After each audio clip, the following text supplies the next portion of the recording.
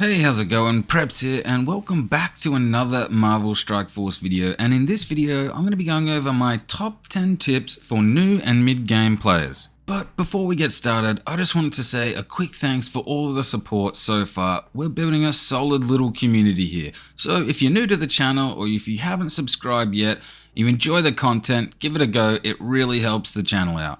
With all that said, let's get into it.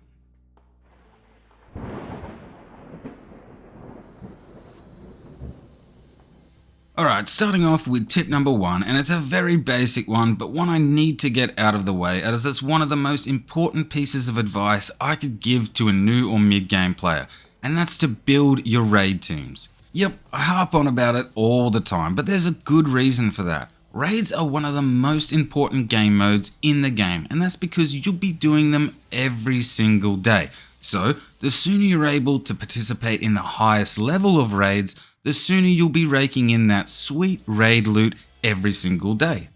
Tip number 2. Use as many 50 core energy refreshes as you can per day, at least until you hit level 95, if not level 100. Progressing your account level as fast as possible should be a massive priority for newer players. The higher level you are, the more game modes you can participate in, meaning more rewards.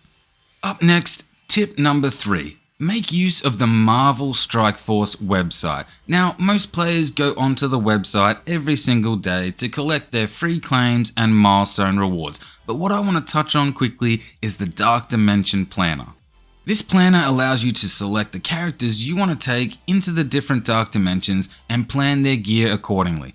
This can be super helpful if you want to progress through these as fast as possible. Knowing which pieces of gear to farm and exactly how many you need can make a huge difference in the time it takes to farm the right gear to enter Dark Dimension 6 or 7, for example. And considering the rewards for Dark Dimension 6 and 7 are some of the most powerful characters in the game, you'll want to finish them as soon as possible. Tip number 4. Focus farm characters in the stores. Do not open orbs.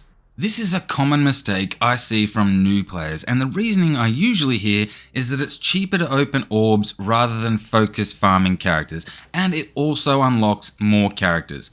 While both of those things are true, as a new to mid-game player, building a wide roster of characters is not in your best interest.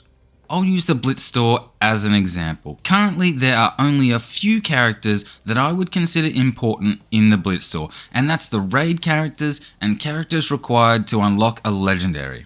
So, of the 45 characters in the Blitz store, only 5 of them have any use at the moment, at least for a new to mid-game player. Those characters being Gwenom and Sunfire for raids, and also Mockingbird, Namor, and possibly Silver Surfer for legendary unlocks.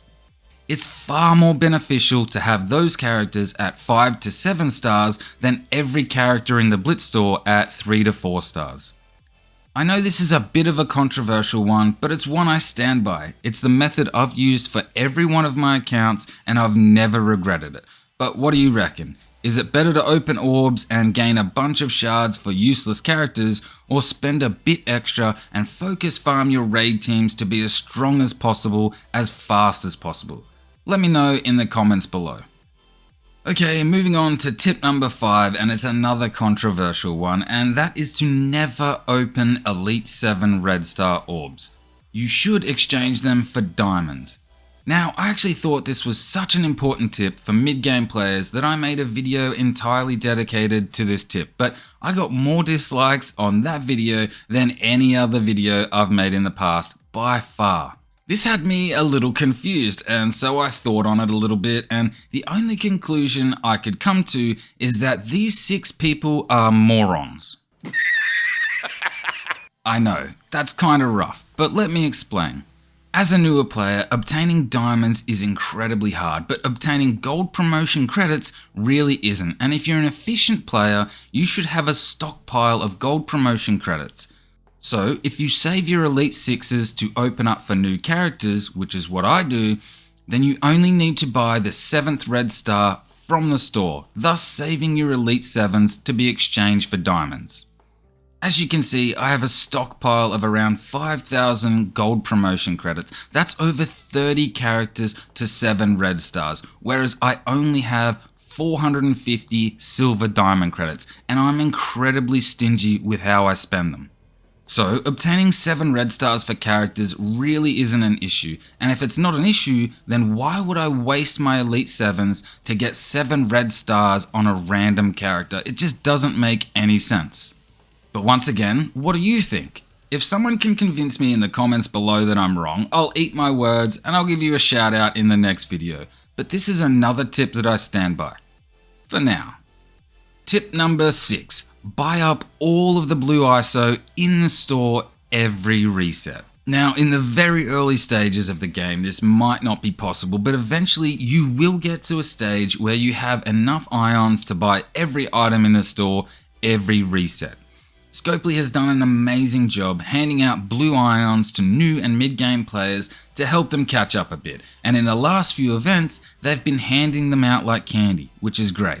You're gonna need a lot of these to level up your raid characters, characters required for Apocalypse, and also characters for the upcoming Dark Dimension 8, so start saving as early as possible. Once the Orcus team is released, I'll be doing an updated guide on which characters to take into Dark Dimension, so if you're interested in that, be sure to subscribe and hit the bell icon to be notified when I upload that video. Alright, tip number 7. Farm the gold and training orb fragment nodes every day. Currently, there are 4 nodes that contain training orb fragments and 4 nodes that contain gold orb fragments, and these are located in the heroes and villains hard mode campaigns. And while they aren't unlocked until a little bit later in the game, gold and training mats are some of the hardest materials to get, so every little bit helps. Tip number 8. Only build the latest 5 legendary characters, or to be more precise, the best 5 legendary characters, which usually happens to be the 5 most recent ones, because at some stage you'll be required to build 5 legendary characters for Dark Dimension, and choosing the right ones that will give you the most benefit from your investment is very important. Also, to unlock most of the legendary characters, you'll need to invest in certain teams that might be old or out of the meta, so choosing the best 5 legendary characters will minimize the amount of investment you'll need to make into these older teams. Heading into the tail end of the video now with tip number 9. Plan wisely for Dark Dimension. Using the website I mentioned before, you can make sure you're taking an even amount of bio, mutant, skill, tech, and mystic characters, and maybe just as important, making sure you're spreading out the unique pieces of gear that each character requires. Characters like Nightcrawler, Gambit, Val, Nova, and Endgame Thanos all require the same unique piece in osmium, and while taking all 4 of them into Dark Dimensions 6 and 7 is possible, it's going to take you a long time to farm all of those unique pieces, and it's just far more practical to spread the unique pieces out. Doing this will allow you to complete Dark Dimensions much faster. Finally, tip number 10, and I've left it for last because I think it's the most important tip I could give. Only spend resources when you absolutely have to. Now, in the beginning, most of your resources will be going into your raid teams, but once you have those built, it'll open up a bit of freedom in what you can invest in with your roster. But that doesn't mean you should just start upgrading characters willy-nilly, particularly when it comes to events and upcoming legendary characters. Let's take a look back at the release of Old Man Logan for a perfect example. I planned and saved up for months leading up to his release, and even once we'd found out which teams would be required to unlock him, I still didn't invest in them until the day his event released.